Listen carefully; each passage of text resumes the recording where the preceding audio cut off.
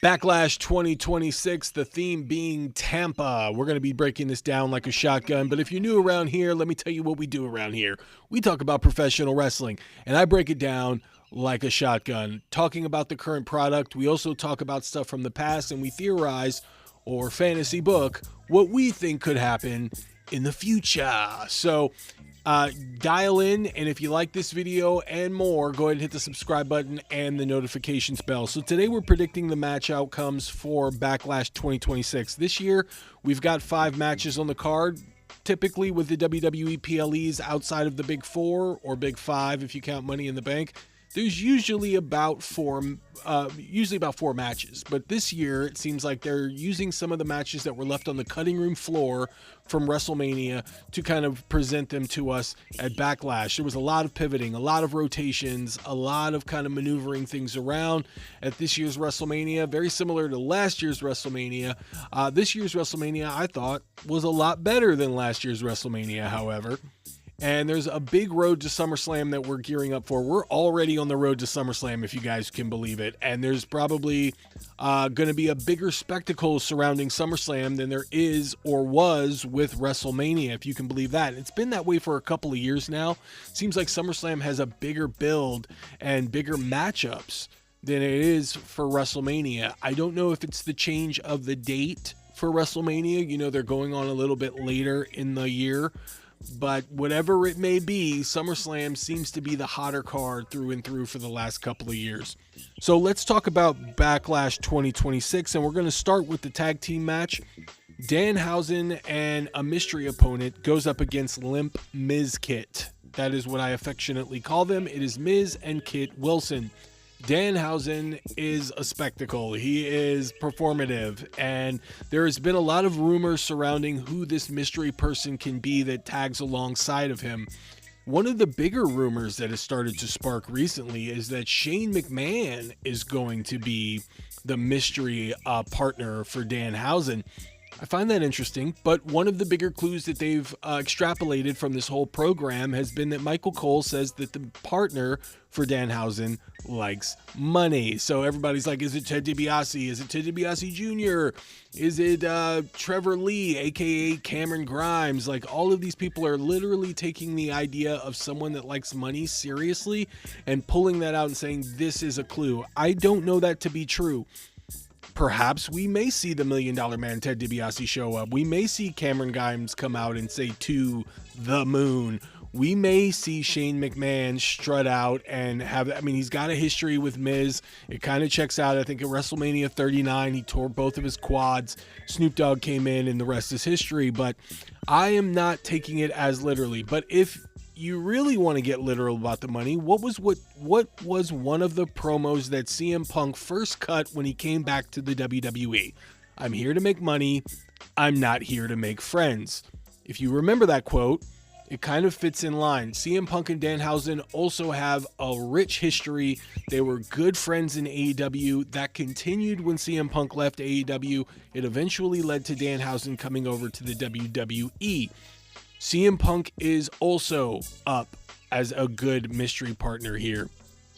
Jelly Roll is also one of the theorized suspected partners for Danhausen. Jelly Roll and Pat McAfee were slated to be involved in a tag match at Backlash tied to the Cody Rhodes Randy Orton story, and something happened along those lines where fans were vastly enlarged against the idea of Pat McAfee being involved in this certain character that they created for him in the Randy Orton Cody Rhodes story, so much so that they ended up writing Pat McAfee off during the beginning of that match at WrestleMania Night 1. Pat McAfee is essentially done with the WWE, at least for the time being. I'm sure they can always find a way to get him back in the mix in a few years, in a couple of years, maybe even in a year.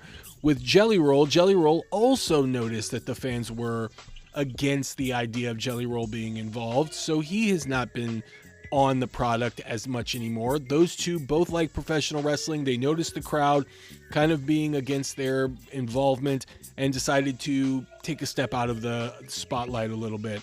However, I can totally see Jelly Roll showing up and being involved with Danhausen. I wouldn't doubt that at all. CM Punk is an interesting one. One of the things that I noticed about CM Punk is that it seems like he is getting ready to transition over to the SmackDown brand. He had a promo battle with Cody Rhodes. There was a hint that those two are going to be wrestling again. They've been hinting that those two are going to wrestle for about 2 years now. So it's entirely possible that this is a way to bridge CM Punk over to SmackDown, tag teaming with his friend Danhausen. It would be a big moment. I don't know about CM Punk being involved with Kit Wilson and Miz, however. I think that is kind of weird, but it would be a nice moment at Backlash if CM Punk was involved in some way, shape, or form. Totally see that happening.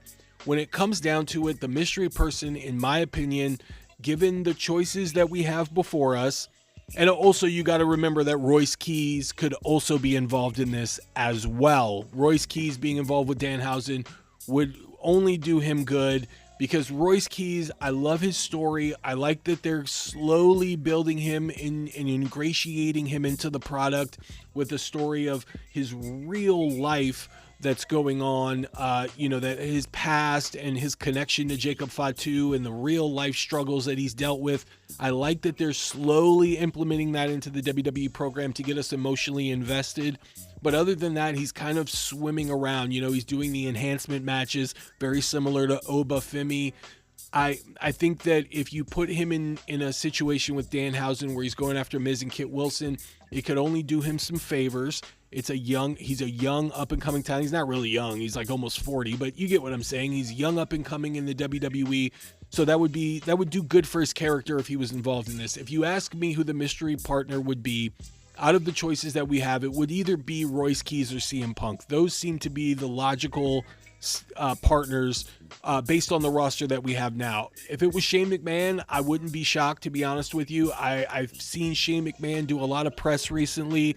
Obviously, there were rumors that he was going to be involved in AEW at some point. That seems to have really gotten down to a lull, and I don't think there's going to be any involvement with Shane McMahon in All Elite Wrestling. So if Shane McMahon showed up, but if I had to choose, I would probably go with CM Punk here. That's going to be my guess. I'm going to throw my hat into the CM Punk crew, and I'm going to think that CM Punk is going to show up, hit the GTS. Danhausen is going to hit his John Cena shuffle thing that he was doing at WrestleMania, and they're going to call it a night. I can totally see that happening. So my guess is that it's going to be CM Punk. I believe that CM Punk and Punkhausen get the win here, and it's just going to be a moment to entertain the fans. That's basically what this match is going to amount to. I can't imagine it go over 4 to 5 minutes. I think you probably get a 7-minute segment in total with the entrances and everything like that, and then they're going to move it on. So I imagine that CM Punk is going to team with Danhausen, and that's where they're going to go with it. That's just my opinion. Going forward, in a singles match, this is a grudge match. It's Asuka against Io Sky. This feud has been building for years now, or for a year, but mostly for years, with Asuka being very tormenting to Kairi Sane. Kairi Sane was unceremoniously released recently, a part of the cuts that usually happen after WrestleMania, so that removes her from the story. Now, the real story that was building when Kairi Sane was involved was that Asuka was being very abusive verbally towards Kairi Sane. Kairi stayed out of loyalty because that was her senpai, and Io Sky was there as kind of that angel on her shoulder that was convincing her that she did not need Asuka around. And Asuka used the psychology of being a mentor to Kairi to keep her around, but always blamed her for shortcomings and losses and etc. So the idea that I saw being played out was that Kairi would eventually stand up to Asuka. It would be a huge moment, and then Kairi and Io Sky would reunite, and they would form their tag team, and then they would go against Asuka, who would eventually look for someone that she could take under her wing. And alas, you have Julia that would show up, and Julia would team with Asuka. Now, they don't have a history together in Japan. They were not a part of the same company. Asuka did do companies in Japan. She mostly stayed with the male-oriented Japanese promotions out there, while Julia got her start in Stardom. Asuka, contrary to what popular belief would be, was never a part of Stardom. She was highly touted and scouted to go to Stardom, but never got there. So there isn't really a whole lot of story between Julia and Asuka, but they can still add in the idea that Julia looked up to Asuka. If you look at their entrances, they're very similar, and that would be a way to kind of get them together. However, with Kairi Sane being released, I just don't know how they would continue going that route unless they eventually get Julia with Asuka and they can have Io Sky and Rhea Ripley as a tag team with their history. So there's other ways around that, but with Kairi Sane gone, I believe they're just going to tie this in a nice little bow and move on and move these two on to different programs. It is kind of sad that we don't get to see Kairi Sane involved in the conclusion of this feud in this grudge match at Backlash, which was theorized, predicted, and hinted at to be a match at WrestleMania, but we never got it. Probably because they thought that Kairi Sane wasn't going to be around, so they just decided to nix that whole idea. There has been rumor, though, however, that Kairi Sane would come back for one night and get involved in this match, turn on Asuka, do the right thing, and give Io Sky the win. I can totally see that happening. I don't know if that's going to happen, but that would be a huge moment. So I'm going to continue to think that that is just a rumor for now, and I'm going to go with Io Sky getting the win here. Maybe some involvement from Julia, perhaps. I think that could also lend credence to Julia showing up and getting involved in this match in some form or fashion. But I'm going to go with Io Sky here to win this match. And a part of me really believes that Asuka could come out victorious here. Julia could interfere, and that could be the kickstart of her being involved with Asuka going forward. But for now, I'm going to say that Asuka's going to lose this. Io Sky's going to get her win. Asuka gets the comeuppance. I would love to see Kairi Sane get involved. I think it would be a huge moment. It would be bittersweet, however, because that would be the last time we see Kairi Sane. However, WWE is lately all about the big moments and all about those special experiences for the fans in attendance. If Io and Kairi have that emotional, like, hugging it out, and then Kairi fades off into the sunset, it would be a good moment for the WWE. It'd be a good moment for Io Sky. And then Asuka can move on, reset, and figure something else out on the other side of that. But I am going with Io Sky. Wouldn't be surprised if Asuka wins by interference from Julia. But I believe that Io Sky is going to win and really put a close to this chapter and as they move forward and go in different directions.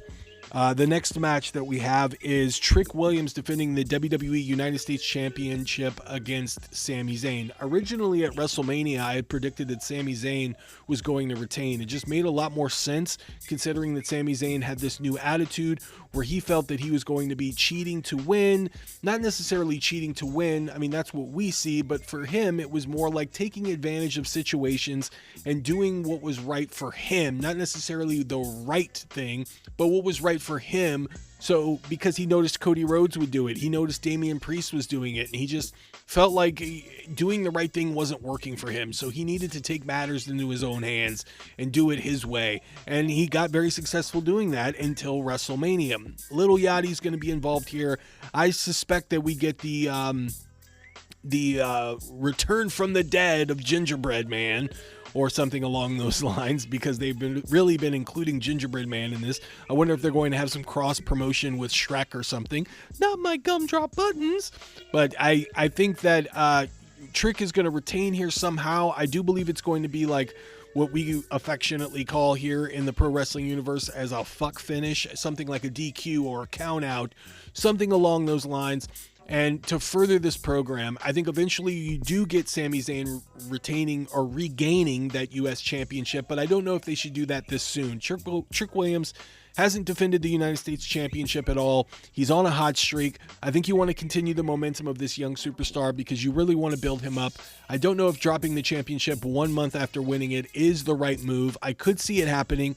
But I do believe that you're going to get Little Yachty involved. He gets his revenge on Sami Zayn. Maybe Ginger coming out as the Gingerbread Man would make a ton of sense. He takes the mask off and it's Little Yachty. You know, I can see that happening as well.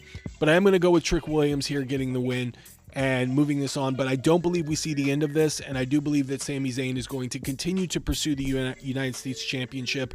Interested to see how they include and thread Carmelo Hayes into this program with the United States Championship, and eventually with Ilya Dragunov. And what's really got me excited about Ilya Dragunov is that when he eventually does return, he will be on the same brand as Gunther, and we'll talk about that later on. But Gunther being on SmackDown with Ilya Dragunov, it's got me chomping at the bit to be able to see those two get in the ring. It's going to be a special match, possibly in Italy. I think that would be fascinating, but we got to get through Cody Rhodes on the Gunther side first. Now we're going to move on to another grudge match, a match that was heavily rumored to happen at WrestleMania, but for whatever reason didn't make it. It was on the cutting room floor, which is Seth Rollins against Braun Breaker. This program has been kind of start-stop. There's been a lot of injuries that have kind of diverted this program for one reason or another, and they're going to be putting this on at Backlash, which leads me to believe that this is only the first of many matches that we're going to see of Seth Rollins and Braun Breaker. Currently, I have Braun Breaker getting the victory here. This is something he needs. In order to establish him as a formidable superstar on the rise in the WWE, I think it's important for him to establish it with a victory. I would like to see him win decisively. There's a part of me that believes that Bronson Reed could get involved here. I don't know if he is actually cleared to compete in action, but to see him come out and help Braun Breaker would be interesting. Now, you got to wonder, the story that they're telling here is that the wrestlers in the locker room do not trust Seth Rollins. They don't want to help Seth Rollins. That we know that much with the Street Profits and whatnot. Their wrestlers have not forgotten Seth Rollins and the way that he handled himself when he started the Vision, and the way that he had been acting recently until he was split from the Vision. So they're really continuing this idea of the wrestlers not really being able to trust Seth Rollins. So because he doesn't have help, and because Braun Breaker has a ton of help in the form of Austin Theory, Logan Paul, Paul Heyman, and potentially Bronson Reed, I think that we get Braun Breaker getting the victory here. And I like the fact that Seth Rollins can continuously chase the Vision and attempt to finally get his win. I think it wouldn't hurt Seth Rollins in the slightest if Braun Breaker gets the victory here. So I'm going to go with Braun Breaker to win. I know that Seth Rollins is probably going to be the odds-on favorite. There's just something that tells me that not only does Braun Breaker need this, but in order to continue this program going into the summer, then Braun Breaker is going to need to establish himself as not only a leader in the Vision, but as someone that deserves to be on the upper to main event card going forward. So I've got Braun Breaker being victorious here. And finally, it's the battle of the bloodlines. It's Roman Reigns against Jacob Fatu for the World Heavyweight Championship. Another rumor that's going around is that Zilla Fatu, who is a member of the bloodline but is not a part of the WWE, is actually working the independent scene. Recently had a match with MJF at House of Glory. That we could be seeing Zilla Fatu debut here and work with Jacob Fatu. Jacob Fatu had an exclusive interview segment, skit, vignette, whatever, on the internet where he was on the phone with somebody, and they've been theorizing that this person behind the phone could be revealed at Backlash. Now, there is no question that I would love to see that get played out with some sort of conclusion. However, the WWE has been doing this for a while, especially since we really don't know conclusively who was the one that attacked Jacob Fatu about a year ago in the backstage area that sent him out for a while. There's no telling if we're actually going to see that conclude. What I do believe decidedly is that Roman Reigns will win this match in some form or fashion. It has been interesting to note the Usos have not been involved in the build-up, at least as far as like helping Roman Reigns out when Jacob Fatu attacks him in the subsequent Raws that have happened.